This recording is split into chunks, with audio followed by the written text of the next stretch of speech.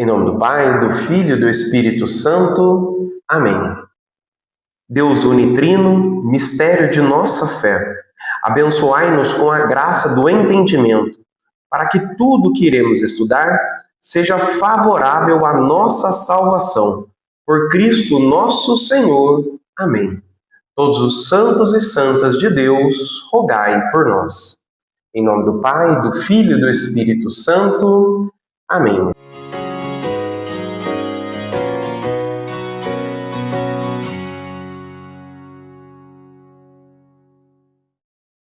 Sejam todos muito bem-vindos ao curso sobre o Catecismo da Igreja Católica. Neste vídeo, daremos continuidade ao primeiro grande tema do Catecismo, o Credo, que, por sinal, está no finalzinho. Mas todas essas aulas é fundamento para a nossa fé.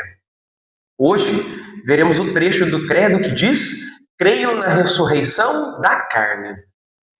O termo utilizado, carne, tem um objetivo. E a Igreja escolheu essa palavra não de forma aleatória, mas há um porquê para isso. A ressurreição da carne é um dogma que traz para nós uma lembrança daquilo que se dará no juízo final. Quando falamos do juízo final, de fim dos tempos, a palavra que comumente é utilizada chama-se escatologia, que é a doutrina do destino final do homem e do mundo. Esse dogma nos diz que no juízo final, todos os mortos ressuscitarão, com seu corpo para o destino final. E é um dogma tão especial que ele era completamente desconhecido pelos pagãos. Ou seja, nenhuma religião natural, daquelas que nós mencionamos lá nas primeiras aulas, ousou afirmar esse tipo de acontecimento. O povo hebreu acreditava na ressurreição dos corpos, mas, ainda assim, os saduceus negavam a ressurreição dos corpos. Mas por que carne no credo ao invés de ressurreição dos corpos? Essa é uma questão que às vezes muitas pessoas perguntam, se questionam, E esse termo foi definido de forma muito explícita no Quarto Concílio de Latrão, para combater justamente a heresia dos cátaros albigenses. Os cátaros albigenses eram uma espécie de neomaniqueus. Eles acreditavam que a matéria era impura e que havia um Deus bom que criou um mundo espiritual e um Deus mau, ou também conhecido como um demiurgo, que é o nome que eles usavam, que teria criado a matéria. Logo, a matéria era má e o espírito era bom. E isso é uma heresia. Então, assim, tudo que Deus criou, seja um mundo espiritual ou um mundo material, é bom. Isso é importante a gente saber. Nada do que Deus criou é mal. E isso precisa ficar bem claro para a gente. Então, a Igreja fez questão de colocar isso de forma muito clara, justamente porque foi a primeira heresia popular. Pois as heresias da antiguidade eram todas muito encabeçadas por teólogos ou por bispos e pensadores que não escutavam os ensinamentos da Igreja. E as antigas heresias acabavam ficando num âmbito mais intelectual, muito elevado, E os seus partidários não tinham tanta participação nessas decisões. Agora, a heresia cátara era uma heresia que movia populações a aplicar a crença de que a matéria era ruim. E, portanto, a vida espiritual deveria ser a fonte da destruição daquela matéria. Ou seja, em nome do Espírito. A matéria deveria ser rejeitada porque ela era má. Então a Igreja fez questão de dizer, olha, haverá a ressurreição da carne. Isso é importante a gente entender. E carne aqui tem o sentido de corpo mesmo. Pois nesse contexto, o sentido da palavra significa o corpo vai ressurgir. Porque tudo que a natureza humana pratica, de obras boas ou de obras más, ela pratica com o corpo, né? A gente não pratica só com a nossa alma, a gente pratica com o nosso corpo. A alma está presente na natureza humana, parte dela presente no corpo. E todos os nossos atos são feitos com a presença do corpo. Logo, a igreja recebeu da revelação de que em algum momento a glória dos que forem para o paraíso ou a desgraça dos que forem para o inferno será celebrada com a restauração total do ser humano, corpo e alma, ou seja, natureza humana completa. Vejam que não seria justo uma parte da natureza humana receber o seu prêmio e a outra parte jamais retornar à sua forma original humana, em corpo e alma. Então, é justo, é uma questão de justiça. É justo que todos aqueles que morreram na graça recebam de volta um dia o seu corpo. E aqueles que morreram na desgraça recebessem também o seu corpo para os castigos. Isso é importantíssimo a gente entender. É uma questão de justiça e podemos racionalmente entender isso. Isso que é maravilhoso. A questão toda é que, pelo fato de os pagãos nunca terem levantado essa hipótese, o que dava ensejo, muitas vezes, para que os seus ritos fúnebres fossem a destruição do que sobrou do corpo, como no caso da cremação entre grande parte dos povos pagãos. O catolicismo vai dizer ao contrário, que devemos cuidar dos restos mortais e dar sepultura digna, pois isso indica que seremos unidos a eles novamente no fim dos tempos. Essa restauração acontecerá um dia, depois do corpo ter voltado ao pó. No momento em que a igreja afirma e começa a ensinar esse dogma da ressurreição da carne, inúmeros hereges vão começar a combater isso, onde eles vão alegar, primeiramente, uma impossibilidade racional da coisa. E, infelizmente, até hoje, isso ainda é dúvida de muitas pessoas que não são católicas e dos próprios católicos. Mas o que a gente tem que entender de antemão é o seguinte: a igreja ensina que isso irá acontecer, e não como vai acontecer. Ou seja, a revelação nos diz que irá acontecer, mas não fala quando nem como isso vai acontecer. Isso é importante a gente saber. Então, isso, estavam escondidas dos homens, essas coisas estavam escondidas dos homens e nosso Senhor é que revela isso.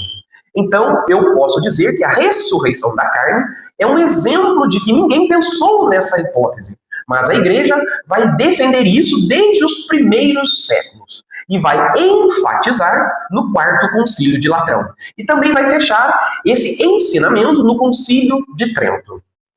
Então, a escolha do termo carne é para deixar bem claro que a natureza humana é composta de corpo e alma, e que podem ser separadas pela morte, onde a alma é imortal e a do corpo não, A corpo não. Então, quando você morre, acontece a morte da carne e não a da alma. Olha para vocês verem que interessante. Porque alguns hereges da antiguidade defendiam que o espírito morria também.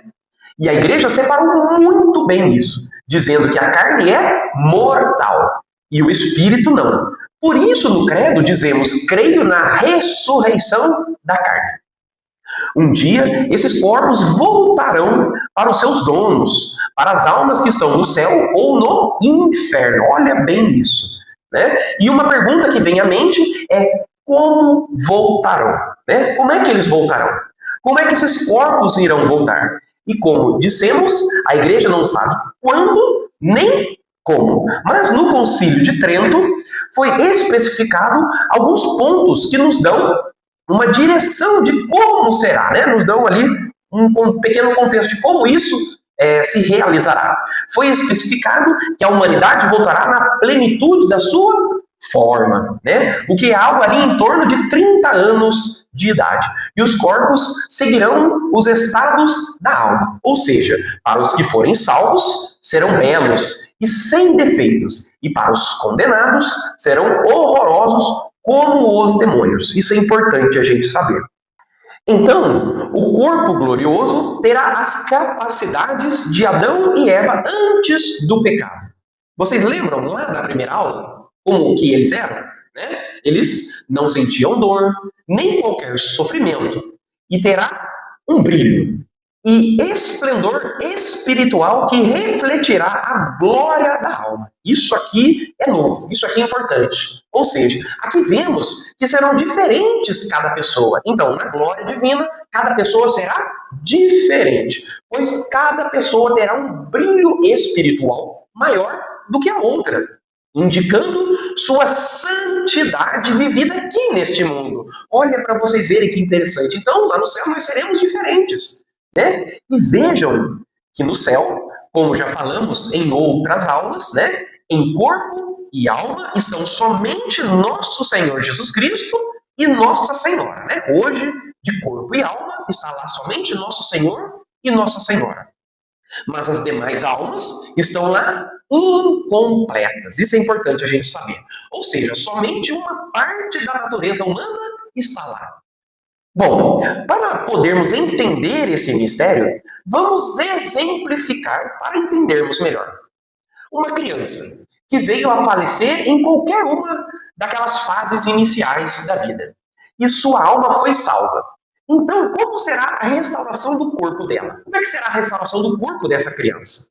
Na segunda vinda de Nosso Senhor, após o juízo final, essa alma retornará com um corpo na plenitude da vida adulta. Olha que interessante, que é algo em torno, algo próximo ali dos 30 anos de idade. E da mesma forma, um idoso que faleceu voltará a ter seu corpo na plenitude de sua vida, né? Exatamente ali em torno dos 30 anos. Olha que interessante.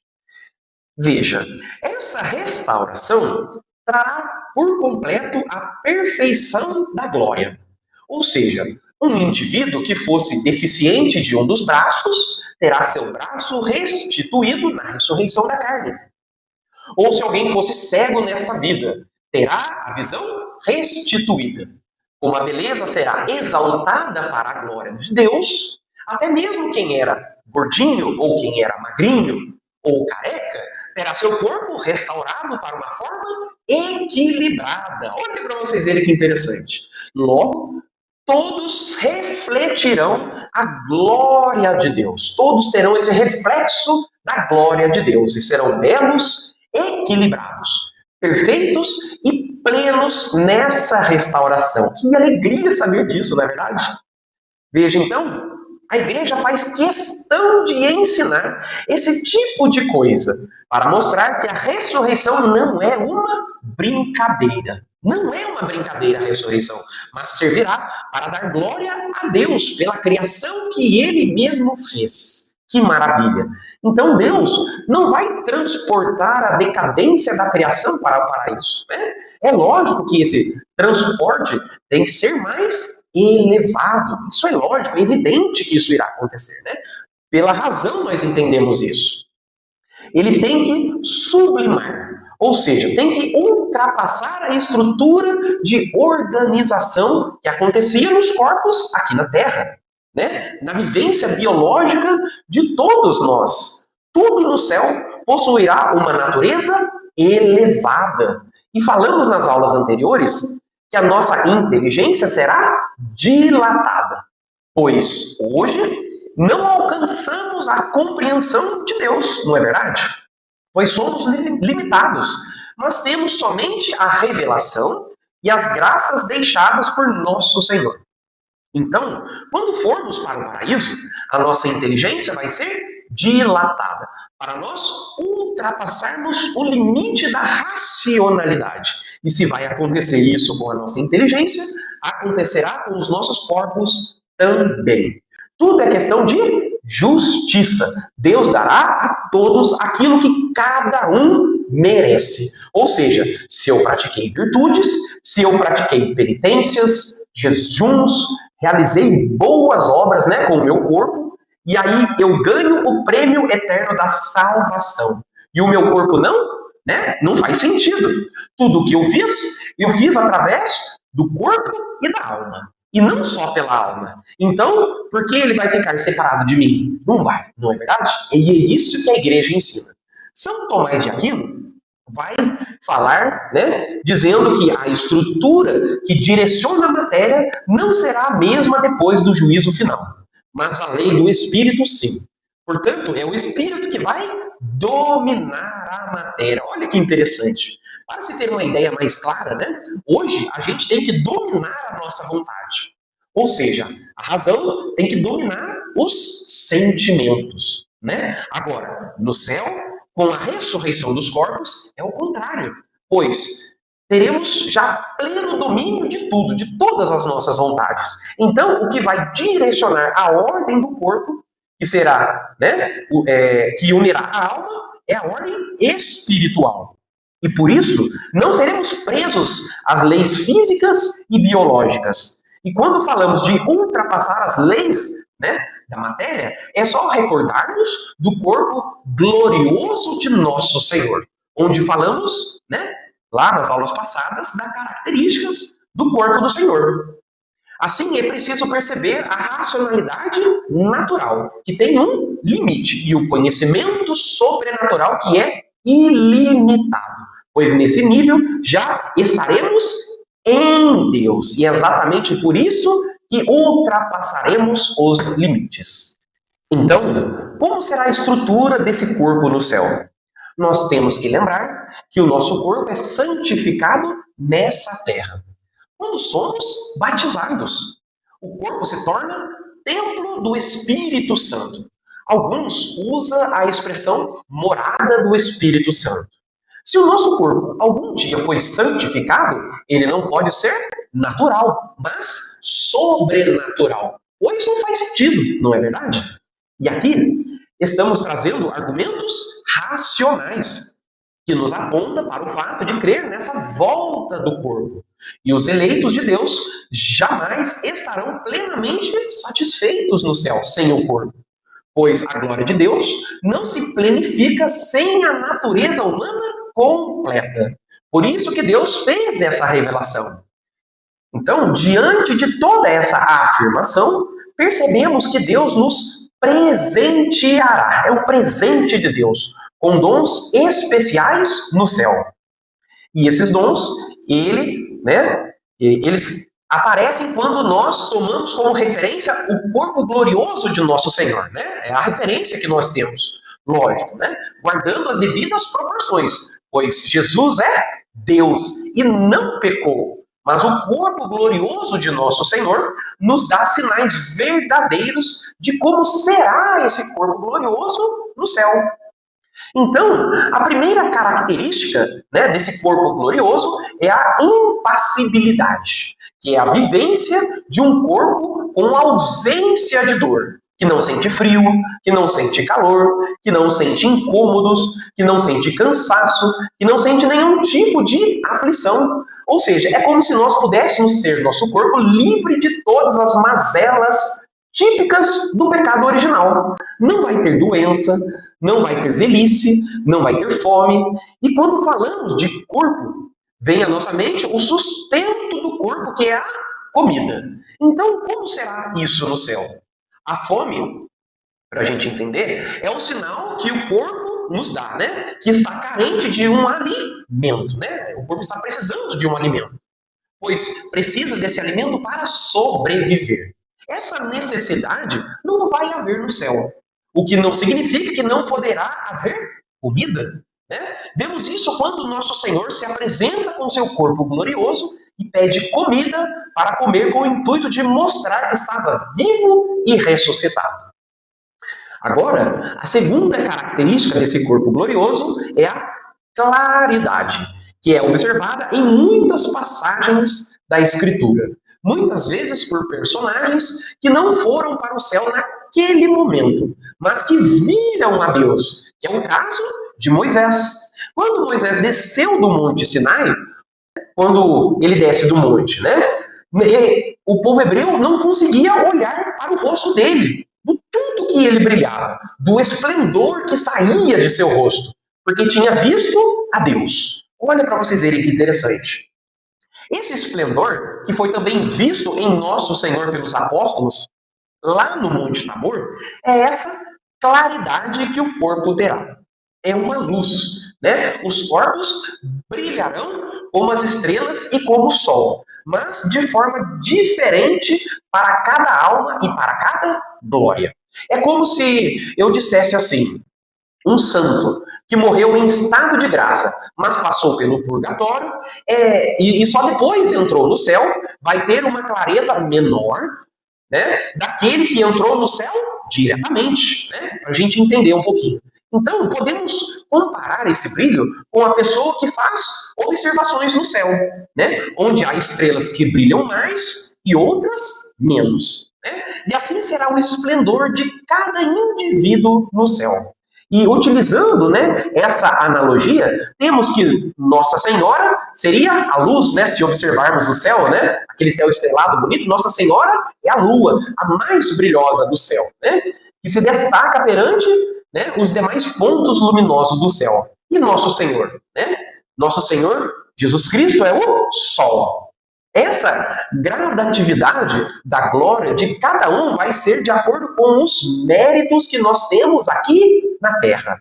Assim, essa claridade é um sinal de poder, é um sinal de glória, é um sinal de ser colocado como um luzeiro para todas as pessoas, pois é a prova da dedicação individual de cada pessoa em se unir a Deus e na vivência das virtudes. Por isso que a gente precisa se esforçar, né? Para que a gente possa agradar a Deus e dar glórias a Ele com nossa claridade no fim dos tempos. Então vejam, a terceira característica desse corpo glorioso é a agilidade, que é a movimentação do corpo equivalente ao pensamento.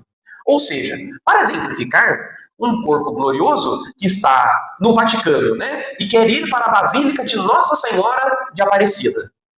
Longe, os dois pontos de referência, né, que são uma distância de aproximadamente 10 mil quilômetros. São bem distantes. Imediatamente esse corpo faria essa viagem. Imediatamente. Olha para vocês verem que interessante. Isso é a capacidade de estar presente em qualquer lugar com a força do pensamento. Temos, né, esse exemplo, né, desse tipo de capacidade em muitos santos. Né? Já temos esse tipo de exemplo. Como aqueles que têm o dom da bilocação, onde pela graça divina levou os santos rapidamente de um lugar para o outro. Né? Como no caso de Santo Antônio de Santana Galvão, nosso Frei Galvão. Né? Esse caso é bem conhecido, pois quando Manuel Portes foi mortalmente apunhalado às margens do rio Tietê, né, lá em Potunduva, apesar da distância, Frei Galvão apareceu para confessar o agonizante e desapareceu tão rápido quanto surgiu, enquanto, na mesma hora, pregava para uma multidão em São Paulo, né, pedindo que rezassem pela alma desse cristão. Olha para vocês verem que interessante.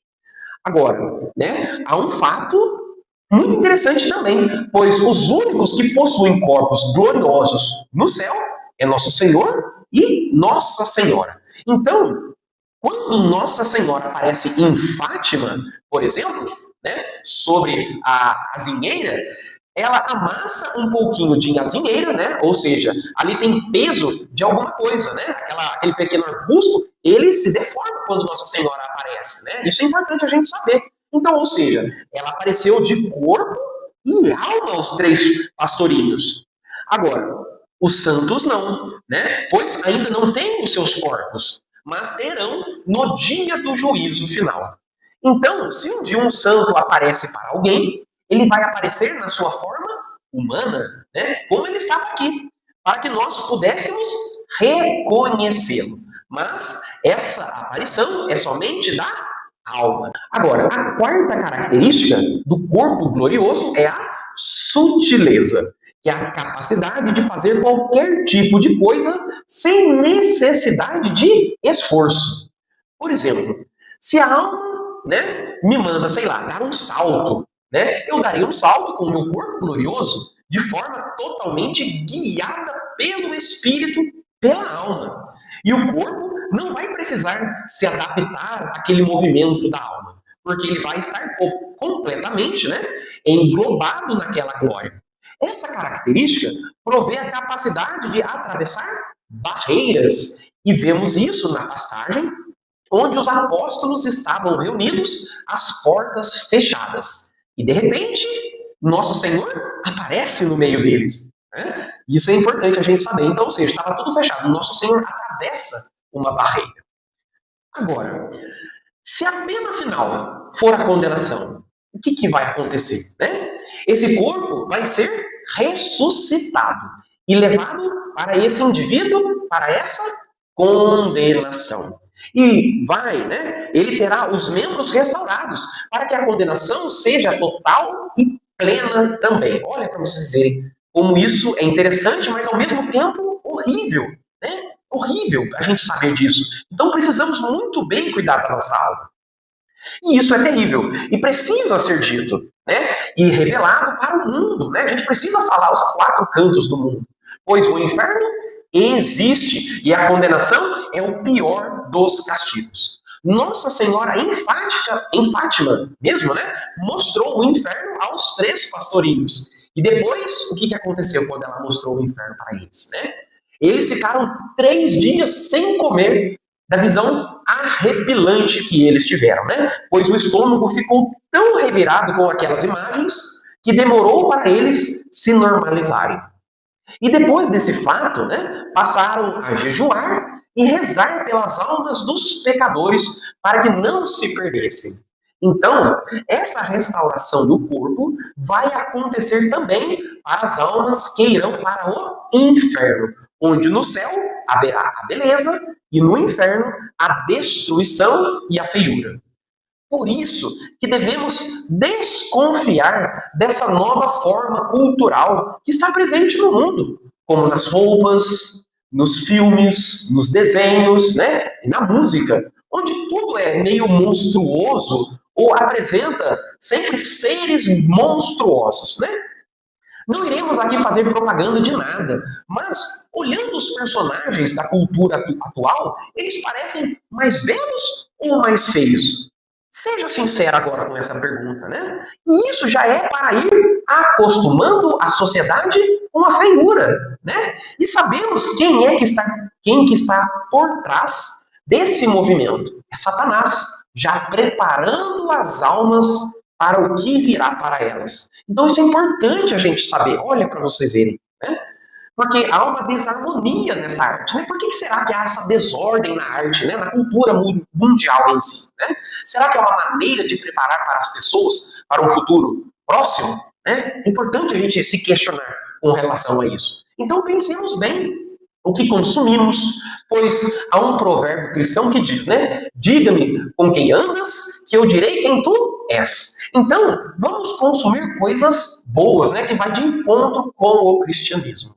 Então, no céu, os corpos gloriosos vão brilhar e intensamente viverão essa glória em Deus. E isso vai acontecer no juízo final. E na hora que esse juízo acontecer, até aqueles que ainda estarão vivos, no momento do juízo final, eles irão morrer. Isso é importante a gente saber. Só que a morte dessas pessoas que estão vivas, né, no dia do juízo final, vai ser mais ou menos como uma espécie de sono, né, onde eles irão passar de uma realidade de vida terrena para uma outra, né, e irão ressuscitar nesse mesmo instante, né, será algo muito rápido, como um relâmpago, né, para a glória, ressuscitarão, ou ressuscitarão para a condenação. Então, não precisamos ficar preocupados com os restos mortais de nossos corpos, pois a restauração será do ser da pessoa. Ou seja, Deus restaurará o que éramos, independentemente de onde estão nossos restos mortais, né? O que vai guiar essa restauração não é catar os seus pedaços no mundo, pois a restauração, na verdade, é uma restauração guiada pelo Espírito. E se está sendo guiada pelo Espírito, ela não precisa ter partes. Olha que importante. Então, a restauração não precisa ter partes. E daí, sempre alguém fala, né? Sempre alguém questiona. Então, por que que a igreja, né, viu por muito tempo como uma prática não aceitável a questão da cremação, né? Ou também porque devemos guardar em um local apropriado os corpos de quem falece. Não vai virar tudo pó mesmo? Né? Às vezes muitas pessoas têm essa dúvida. E o que a gente pode falar com relação a isso? Mas no momento em que aquele corpo foi santificado pelo sacramento, né, eu devo guardá-lo para a ressurreição. Então isso é importante, aquele corpo foi santificado. Por isso que a gente precisa tomar cuidado, né, como sinal de que está separado para ressurgir. Se vai virar comida dos vermes, né, vamos assim dizer, se vai virar ossos, se vai virar pó, isso não tem grande importância, né? Os restos foram separados de forma sagrada, porque aquilo ali deve ser guardado para o juízo final. Então, a igreja sempre cuidou e preservou a dignidade dos corpos daqueles que já partiram, porque são sagrados, né? Porque foram sagrados pelos sacramentos, foram divinizados pelos sacramentos. Daí a importância e a dignidade que a gente tem que ter com os corpos. Então, a igreja provê a bênção para o caixão, para o corpo e para o túmulo, bem como convoca um anjo para guardar o local onde será o túmulo. Olha para vocês verem que bonito os últimos momentos, né? Os momentos fúnebres daquela pessoa. Esse ritual fúnebre tem o nome de exéquias, né? Então, o cemitério é um local sagrado. Guardem muito bem isso no fundo do coração de vocês. O cemitério é um local sagrado. É um lugar que todo católico deveria ir com amor, devoção, reverência, porque é um local sagrado.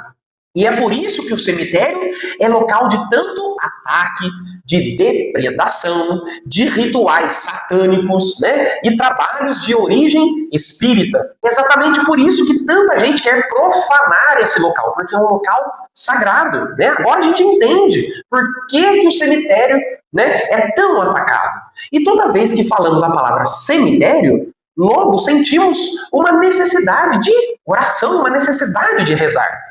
Pois nos remetem às almas do purgatório, às almas que estão lá no purgatório, e aos vivos que estão em pecado mortal, que podem ir para o inferno, que estão em risco, né, de perder as suas almas. Né? Isso é importante e a gente precisa rezar por eles. Então, o cemitério é sagrado e nos remete a algo superior, ou seja, que nosso lugar não é neste mundo.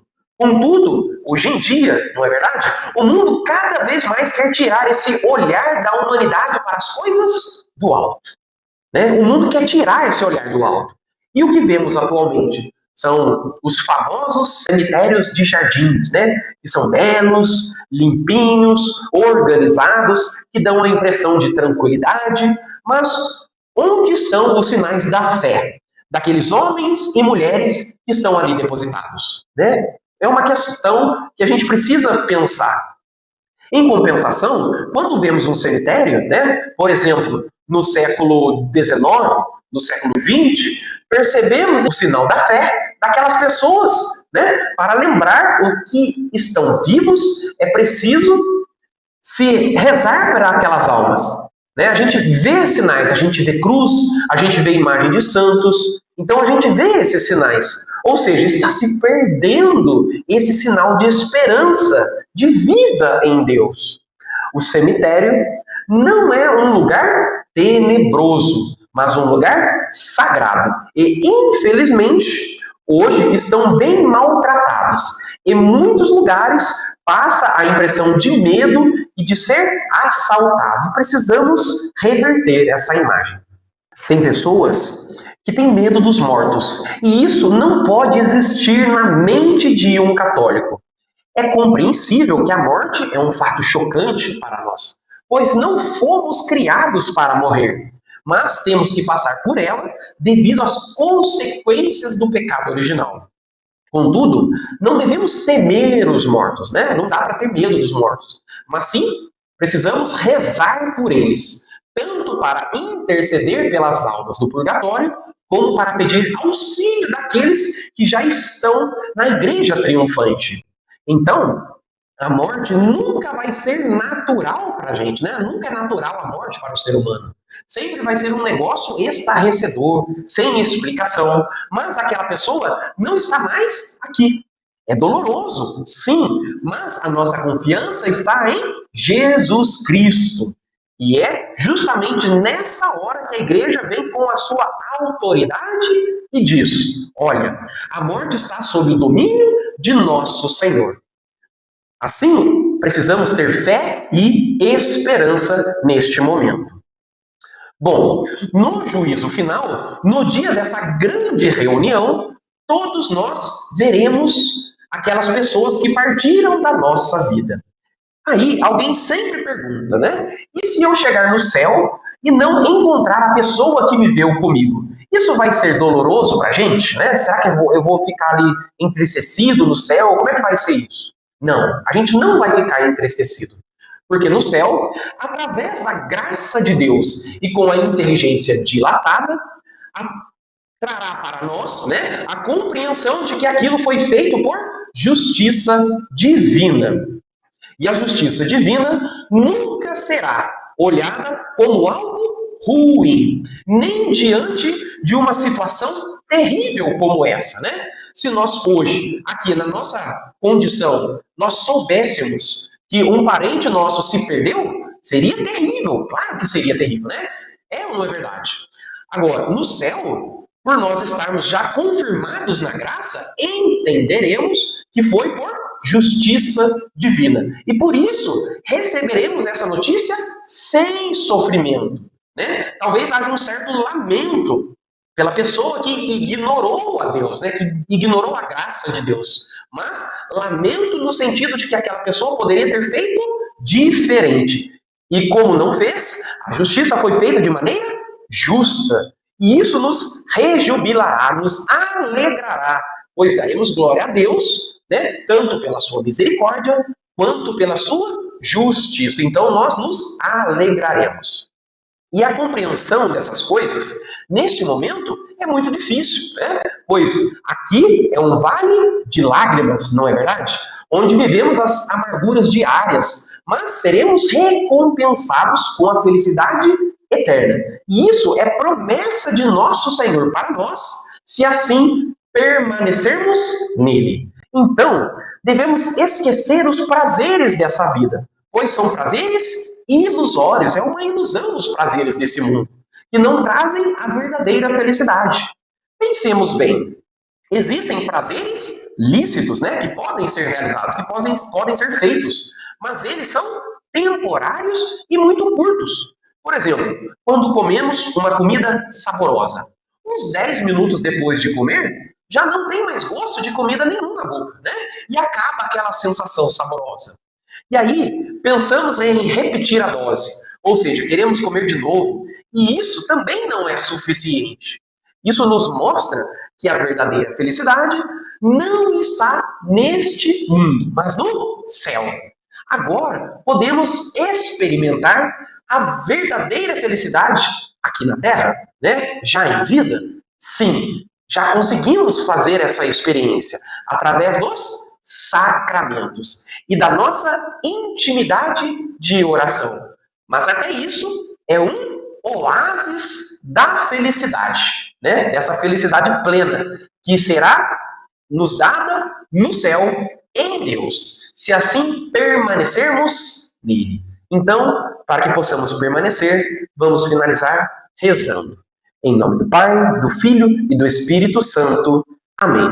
Deus eterno e todo-poderoso, agradecemos a graça da revelação pela qual somos chamados à santidade.